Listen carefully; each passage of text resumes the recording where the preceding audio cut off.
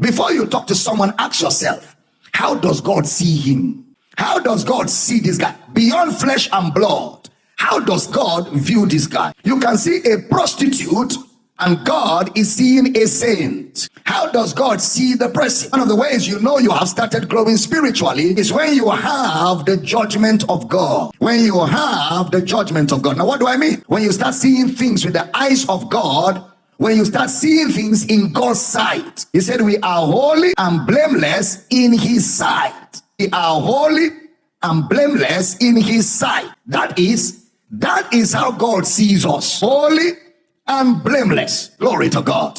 He sees us via the binoculars, the finished work of Christ. God looks at us through the lenses of the work of Christ. He sees us through Christ. So if I'm growing in the word, I begin to see the way God sees. Now, does it mean that God endorsed their weed that they were smoking? No, he doesn't. But God has accepted them, and with that fact, they now begin to grow in his knowledge, and a transformation happens to their habits.